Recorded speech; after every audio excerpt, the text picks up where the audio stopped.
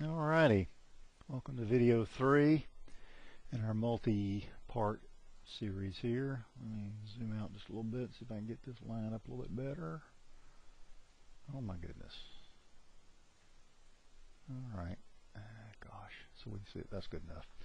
Okay, well, we've looked at my first and second example. Now we're going to be looking at the third example where we take the functionality that we've created in our little cheesy little program and port it over to a class so that we can use it across different programs and, or forms and programs or whatever, which is the whole point. What is a class made up of? Well, it's made up of properties and methods mainly, because the properties or the class variables define the object, and we've talked about this before. If I am of type human object, a child of a human object, and we all are. In the object-oriented world, it would be a singular parent universe, but in any event, we are defined by our class variables or our properties, which are our eye, color, hair, weight, age, gender, ethnicity, and a multitude of other things. And we would need some methods, and methods, just as a refresher, are tasks that can be performed on the object itself who owns the method or other objects. Okay, so we're going to need to define those. And if you've read chapter 11, you've read already that in order to use a class, you have to understand the interface. And the whole point about polymorphism and implementation hiding, the black box idea, is that you don't need to know what's inside of the class or how it actually works internally in order to use it. In fact, you probably don't want to know. I mean, because if you spent all your time trying to figure out how things were done, you wouldn't ever get anything done in a production environment. So in order to be more productive, and Microsoft is giving you a bunch of classes, you've already been using them. You don't know how a message box works internally. You just know how to use it. And there are a bunch of different implementations on how to use it. Anywhere from a message box taking one string argument to taking, like 5 or 6 arguments. One of which is the icons, the number of buttons, the group of buttons, the caption, the message, and it goes on and on. So we're going to need an interface not only that will enable the user of the class to use the object, but to sort of hide the implementation from them, and also protect the data stored in the class in these class variables from outside users who aren't members of that class. and there again is another important feature of object-oriented design, because you can't, if it's designed properly, it won't be accidentally changed by another part of the program that's not a member of that class, or someone who is a member of the class accidentally changing it. So we have properties, interface, and the methods, the properties being the class variables. The constructor is something you're probably not familiar with, but think of it this way. When you inherit from the parent object, which we did with the dialog picker and the font of the color picker and the font picker, you have the ability to set properties when you instantiate that thing from the get-go. In other words, if I know, okay, I want my color to be black and I want my font to be sans serif, I know that every time I create an instance of that object, then I'll want to call the constructor, and when I create that thing, I want this to pass this in to the object and populate those variables right off the bat. Otherwise, I'll have to call it and set some stuff before I can use it. It just saves you a little bit of a step. Okay, so we'll look at creating a constructor as well. I've got some bullet points here. In order to access child controls on a given form, we will need to store a form's handle. All right. In other words, for this little class interface to work in other programs, we can't hard code and pass in the name of forms, which would probably work inside of this application.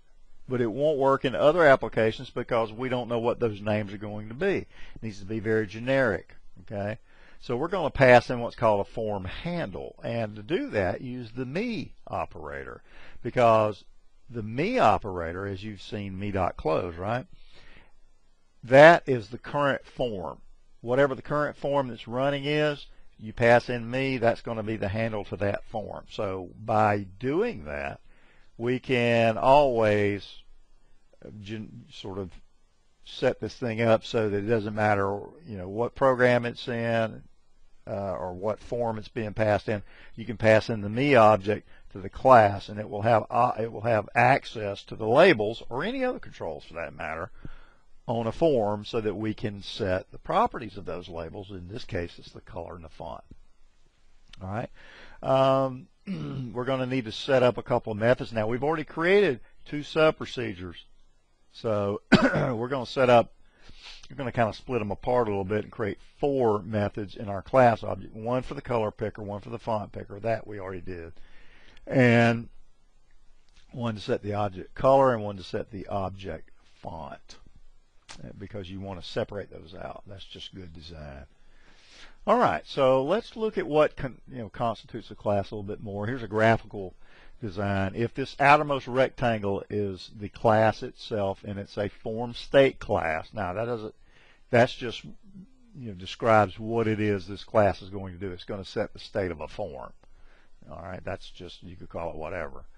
And these 4 rectangles are the 4 parts that we're going to be looking at. The class variables are the properties. The class interface, which sets those properties. A constructor, which will set the default properties or class variables upon creation. And the methods, which are perform tasks on this object or other objects. All righty. So here's our program that we created the last time. This is our second example, and actually this is example 3. I just didn't want to start new ones. So let's go ahead and add a class file. The way you do that, or the way you add anything, is you right-click on the project name and you come over here to add. You can add existing items to this project from other projects. You can add new items. We want to add a new item.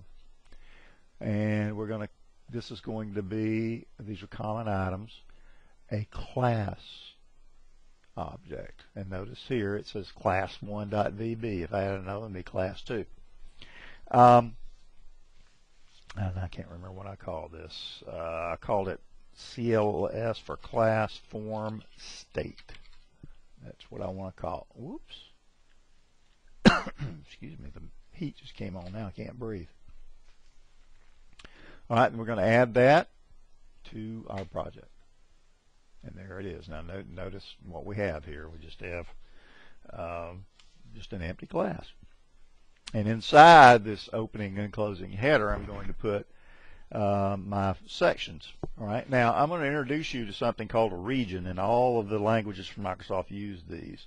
This is a really good way for collapsing and expanding code when you have a whole lot of it, rather than trying to scroll through myriads, thousands of lines.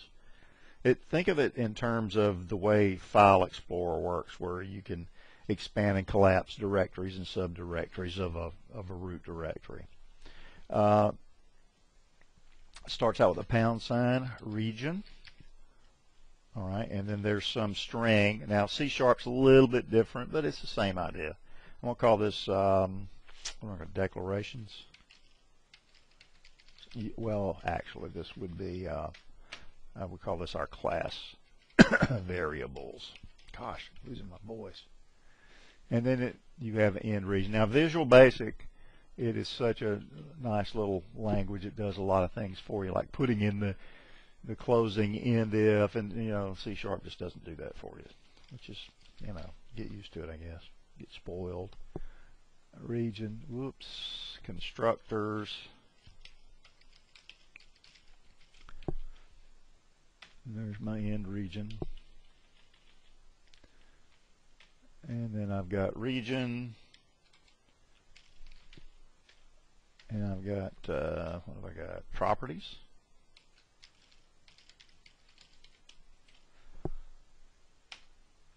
And then methods.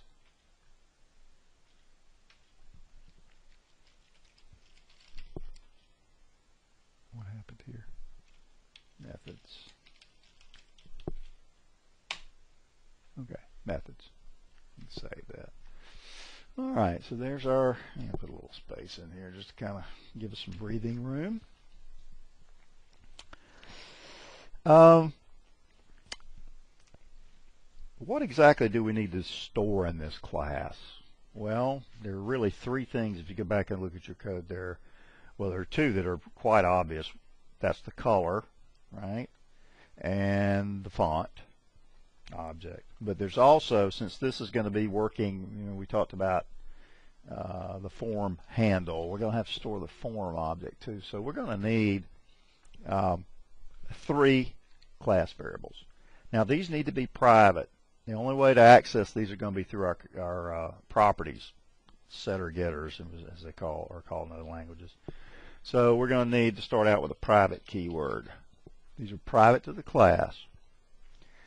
M, that comes from, it actually meant module years ago. And this helps you sort of delineate between different forms of coding in different languages. But that's typically M underscore and then the name of the class variable. What data type would a form be? It would be of type form. All right, so that's our first class variable. Private again. These are access specifiers, M. And this would be color. You can call them whatever you want. I'm just doing this. And then private. Now you're probably asking, why aren't you initializing these? Well, they're not created yet, are they? And they won't be until this class is instantiated. And when it's instantiated, we will have a constructor to which we will pass initialization values, right? We hope, unless they use the default constructor, in which case it doesn't matter.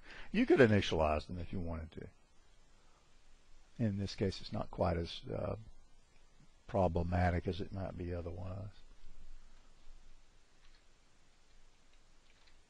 Oh man, come on. Okay. Alrighty, that takes care of that. We won't get into constructors yet.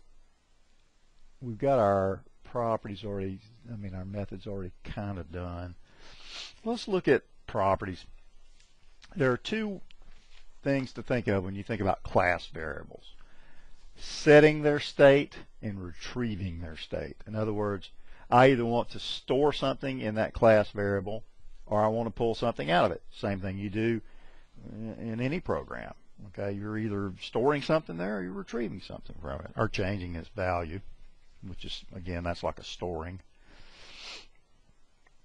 And since we have three of these class variables, we're going to need three properties. Now this is the interface by which you use the class. Okay, this is the main interface. This is how you set variables and retrieve values, okay, from those class variables. So we're going to need three, and these need to be public to the class. It is through this interface that users of the class will actually set and get these. So we'll start out with public, and this is a property. That's a keyword. And I'm going to call these OBJs for object, and it's an object of a form. Okay. And now notice that VB did not do me any favors here. That's because I didn't complete what I was supposed to be doing. As form. Now when I hit enter, yeah, well, I'd already screwed it up now, but it would have put that down there had I not messed it up to begin with. So you would have seen an end property, and you will on the next one I do, because I'll try not to mess it up. Public property object form. What is it doing that for? Oh, I'm not finished. That's why it's jumping. It's looking ahead. I'm sorry. Don't fall into that trap. you have a get and a set. These are the ways that you get values from and set values to. There's your end get, and see it created the set for me. See that? We're going to be returning what? This. That's how it's protected. Okay? It's protected that way. These are public. These can be accessed. These can't. The only way to get at these is through this interface right here. So that's what the properties interface does. And it actually will return what's stored in this class variable. Now this one, now you can have read-only class variables, in which case you would only have a set, a get, not a set. But obviously we want to be able to do that. And so we're going to, notice it says value as form. That value is what we want to set this equal to, or assign to it, value. All right. So that takes care of this first one. So if I call object form and put in the left assignment operator, this is what this value I pass in will set that for me. It has to go through this interface. I can't just say somewhere in my code mform equals 12.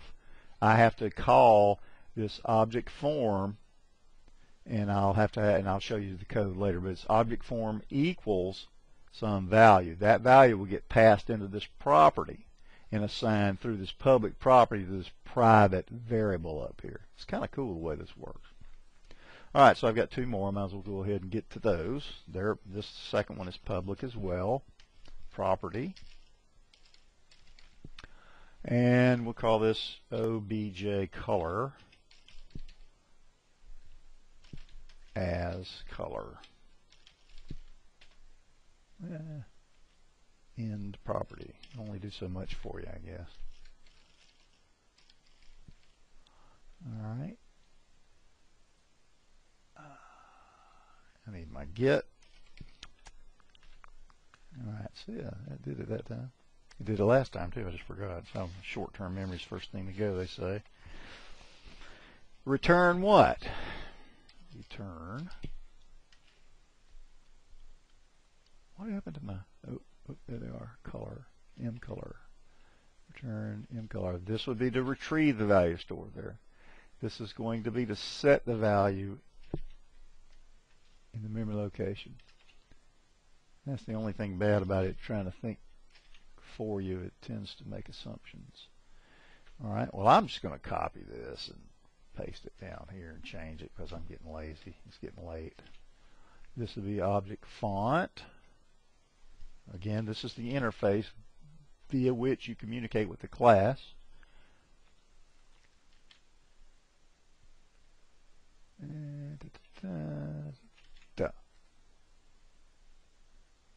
Font. So many ways to screw this up. Font. There we go. Now let's save it. All right. So now we have our class variables and our properties. Now let's show you what these region keywords do for you. This is a really great way of collapsing code when it becomes almost untenable. And you'll have these. I always put everything I do. I try to group it all together using regions. It's just so much easier to deal with. That way I can collapse those properties out of the way if I want to. Let's talk about a constructor.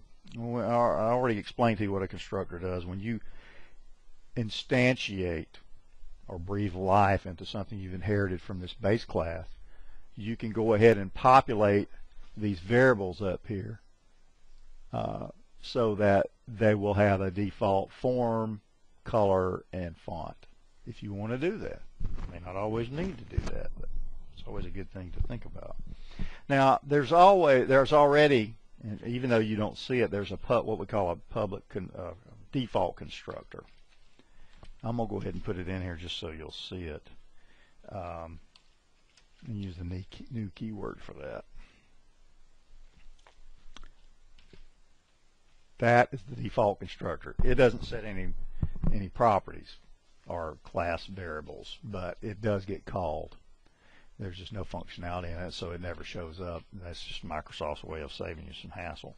We're going to do one, however, that is what we call a custom constructor.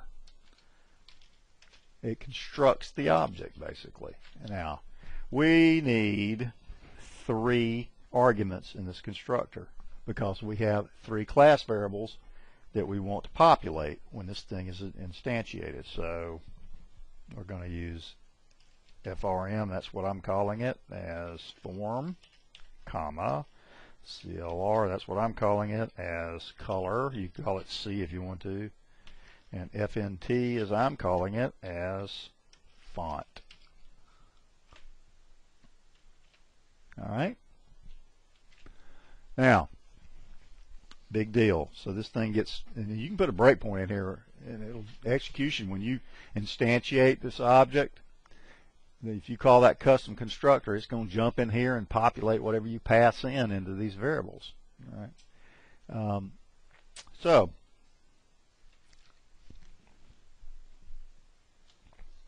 and by the way, the constructor does have access to these.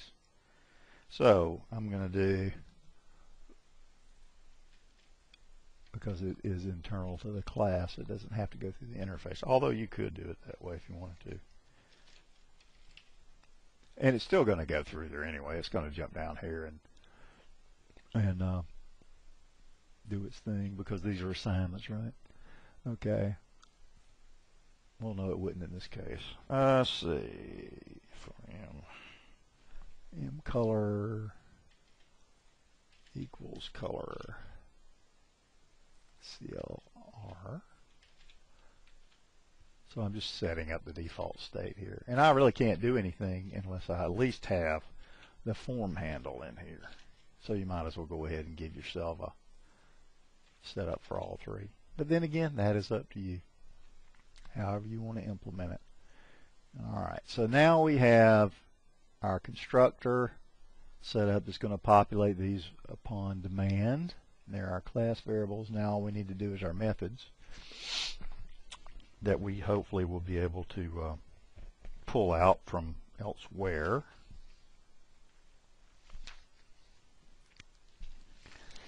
Alrighty, let's go back to main and try to start pulling in some of our stuff. Let's see.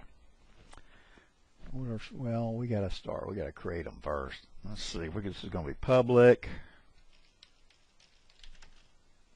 sub display color picker.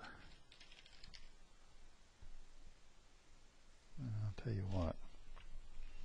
And it's not going to take any arguments. Oh, good. Display, D-I-S-P-L-A-Y, color picker. All right, and then I need another one. I'm going to call display font picker. Right? Does that make sense? Hope it does. All right, so there's that one. Okay, what else have I got? Let me flip over to my cheat sheet here. Public sub set label for color.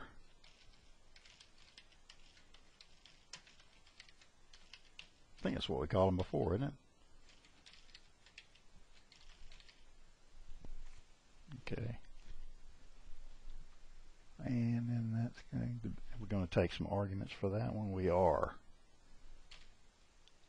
And that's going to be my color as color. One argument of type color, just like before. And then here, this is going to be public set font. Is that what I called it? Style, I guess. And then my font as font. What did I do wrong? I forgot my sub keyword. I get you every time on it. There we go. All right, now I can save everything. Moving right along here. Tell you what we'll do. I'll do these first two and see how we're running on time. Let's go back to main, display color picker, display color picker. There we go, button color.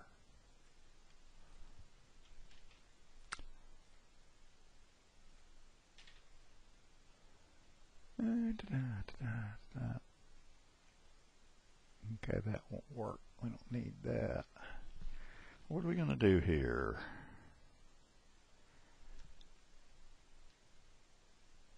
Okay. Our property for color is called OBJ color, so that's what we're going to use because we don't know about any kind of labels or anything, right? We still want to do the same thing, but we're going to use the class variable, which we stored either through our last use or through our constructor when this thing was first created, if it were the first time it were created, to get that color variable. Well, I can't go directly to that, so I have to go through this property setter or getter called object color. All right, and then it in turn will either get or set the value from that. In this case, we're retrieving it, so it will get it and return it back to me. All right. Let's see, that's still good. Let me go back. All that looks good.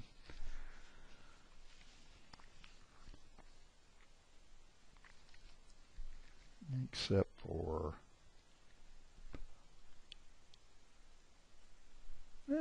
that'll work.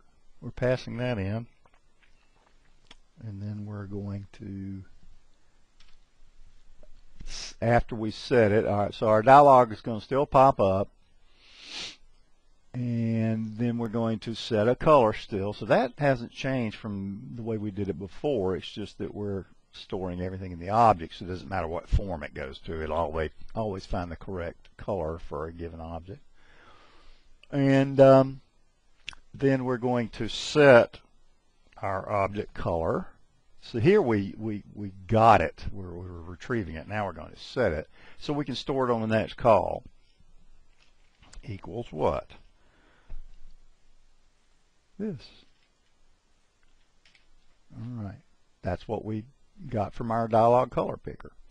So we basically call this, which is going to loop through and set all the controls. And that's going to be a little bit different. But this is pretty much the same implementation other than these setters and getters here, which are the interface you have to go through, including parts of the class, to either retrieve from these or set them. And you have to call this property object, which in turn gets and sets these protected private class variables. These are public, but these are private, so you have to go through this interface here. Except for the constructor, it doesn't have to. All right, so I should be able to just copy this and stick it in, change it for my font. This would be font, all right? And this would be font dialog. Font dialog. You could probably type it in quicker than you do this, but I'm going to do it because I'm lazy and I'm tired. Font. Again, this is no different. This is exactly the same code as what we had statically in the main form, if I'm not mistaken. This would be font. And this would be, whoop, CLR, that'd be FNT. Sorry. FNT, yeah, object font, FONT, my font. Now let's see, dialog my font. And this would be FNT, dialog my font, and that would be font. So a lot of stuff to change. Probably not worth the effort, but you can humor me for today, right? This is not set label for color. This is, what is this? Set font style. And this is my font, object font. Whoops. And then all we're doing is a bunch of function calls here, actually. And again, you probably want to go back through and pause this and see what I'm doing. So this much code here is almost identical to what we did in our static program. Not quite, but pretty close. Now, we get down in here, we're going to be looking at something a little bit different. Alrighty, so that takes care of, we can delete that, and we'll keep the methods and procedures and all. Okay, we're going to use that, or we want to keep these event handlers. And then we got to do something a little bit different for these. Let's see, I'm going to copy this and let's go back and see what we got. I think we got enough time to sort of work on that a little bit. Alright, that's what we had before.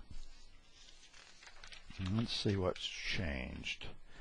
Set label for color. We still have our control object. Now, we're going to have a form object here because, again, this class object's not going to know what the parent container control is. It has no way of knowing. You can't just say, well, me.this or, form main.that.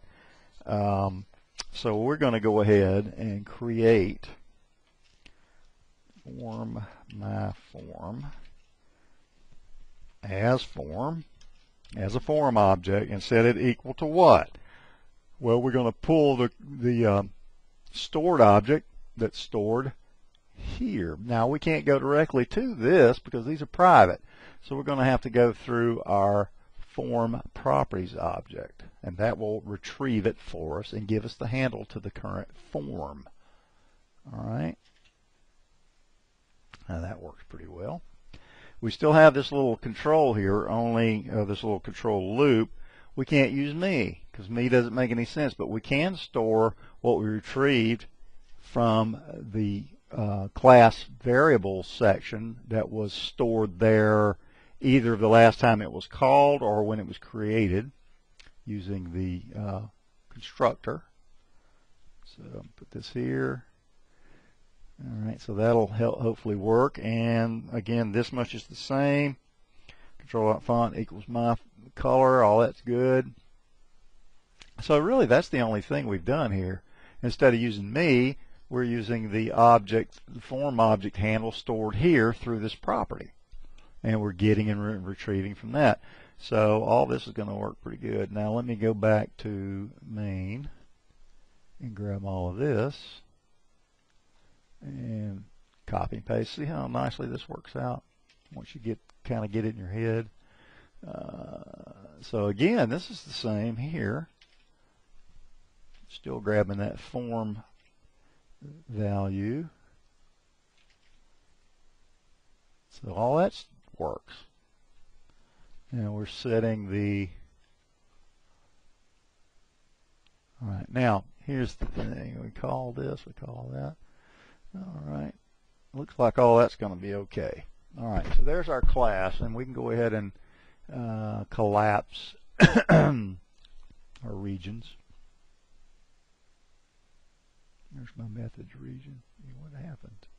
How'd that wind up down there? It wasn't supposed to wind up down there. I did something wrong, obviously. And region. Okay. Alright. Definitely had a issue with that. There's my methods. Got my properties. And there's my variables. So everything's good. So I can come in here and delete. I don't even need these anymore. We ported that over into my, don't delete in class, you'd be in trouble. But I do need my buttons here. Now, how are we going to do this? Remember how we instantiated a child of type color picker and all that? We're going to have to do the same thing here. We're going to have to instantiate a child of this class, CLS form state. All right, so we're going to do that with the same kind of statement we used with the color and all that, color picker and the font picker. I'm going to call this form my form, you can call it, I know that I'm getting kind of bubbly with all this stuff. And then of type what? This is the child class. This is the parent class. So as CLS form state. All right.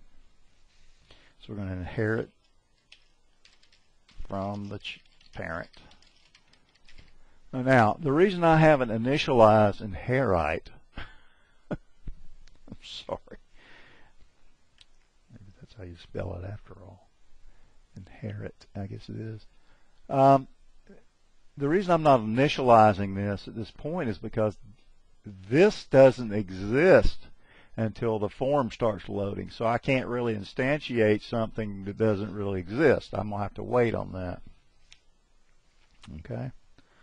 And what I can do, though, is I can come in here and set up another event. Go to event handler, form loading. Form loading. What's it going to be called? Form load. Well, that's just that's the basic one. Form load. All right. So as it's loaded into memory at that point, then the class and all that exists. So I can go ahead and use my form here. And I can call the constructor and use a new keyword to instantiate and breathe life into it equals new. And of the parent, right? Now, the parent is called CLS form, and I have a custom constructor in there. So look, there's one of two. The first one is the default constructor, which doesn't take any arguments. Mine takes 3 arguments, right? The first one is of type form. So guess what gets passed in there? What is the handle for the form? Me. That gives it the handle, all right? Now, I'm going to give it some colors here. I could just say, you know, label text, label string 1 dot 4color, and that will take care of that. And then I have the font, so it's going to be labeled, that ain't right, it's lowercase. Then I can do this, label string 1 dot font. And that'll take, now all that's doing is taking, you know, the default, what's already there.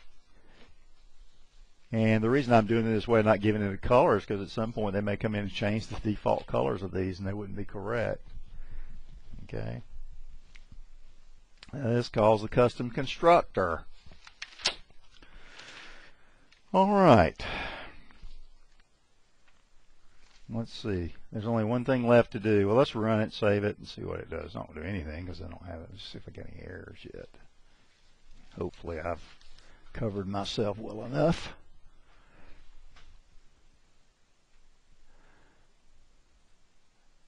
No, nothing's happening.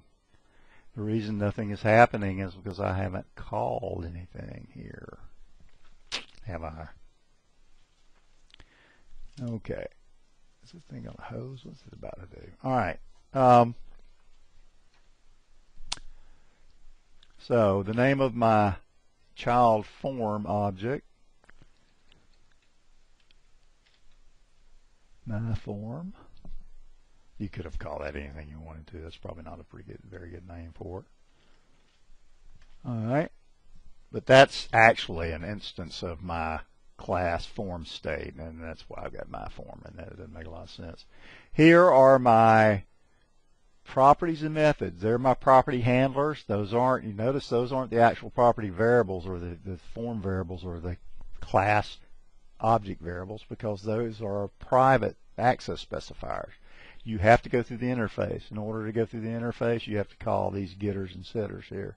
And then there are my 4 methods. Isn't IntelliSense a wonderful thing? So dot what? Display color picker? Isn't that what that does? That's what it's supposed to do. All right. Display color picker takes no arguments.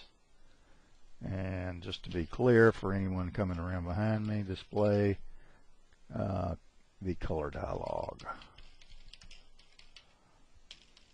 when you need to give a comment, don't hesitate, but don't give them just for the heck of it. And then, again, just going to display the font picker.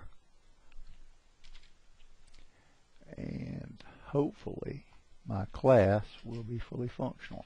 Now, once I test this out, I can import this thing into any application I want that makes sense. Now, if I've got a bunch of different forms in here, all I have to have in order to use this is this and this. Okay? And then I can utilize it. So this basically gives me access to all the properties and methods located therein. All right, let's see what we got here. Let's run it, save it, and run it.